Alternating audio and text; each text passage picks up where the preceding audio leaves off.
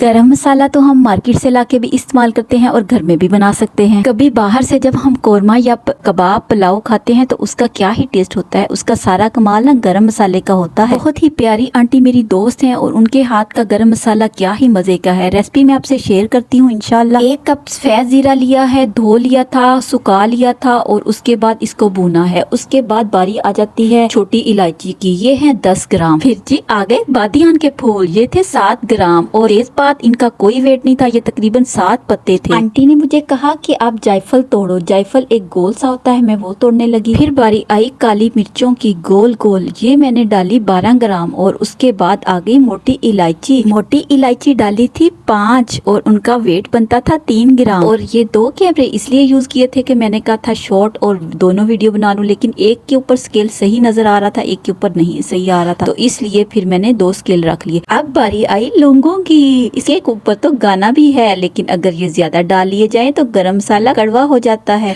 तो आंटी ने इतने से लौंग निकाले। मैंने कहा आंटी समझ नहीं आ रही मुझे। उन्होंने चम्मच में डाले। उन्होंने कहा कि टेबल स्पून आपके पास है? मैंने कहा हाँ। उन्होंने कहा उसका अंदाजा कर लेते। ये आ गया था जायफल जो मैंने तोड़ने लगी। एक जायफल तोड़ा वो खराब निकला, दूसरा जायफल तोड़ा वो खराब निकला और फिर तीसरा जायफल जाके अंदर से ठीक निकला। फिर उसके बाद आंटी ने 4 अदद जवत्री डाली। जायफल तोड़ा जो एक स्केल पे आपको येलो येलो गोल्डन गोल्डन जवत्री नजर आ रही है वो, और दूसरी तरफ आंटी जायफल तोड़ के देख रही हैं। तो ये थे सारे मसाले। फिर मैंने आंटी को याद दिलाया, आंटी लास्ट टाइम जब आपने गरम मसाला बनाया था तो उसमें सूखा धनिया भी डाला था। आंटी कहती बेटा ले आओ। आंटी कहने लगी कि ऑप्शनल है, क्योंकि हर सालन में 1 चम्मच आधा चम्मच सूखा धनिया लाजमी जाता है, इसलिए उन्होंने कहा कि स्किप भी कर सकते हैं, लेकिन अगर डालना चाहें तो 1 टेबलस्पून डाल लें। तो जल्दी से उन्होंने गरम मसाले को भूनना शुरू कर दिया। एक बात बहुत अहम थी जो आपको याद दिलाना थी, वो ये कि 1 कप जब जीरा लिया उसको पहले अलग से भूनना है। जब उसमें से खुशबू आने लगे तो फिर उसको कर लेना है ठंडा। उसके बाद उसके अंदर बाकी के मसाले डालने। अच्छा, ये सिर्फ 1 चुटकी डालती हूँ इतनी, तो इतना मजे का टेस्ट आता है ना।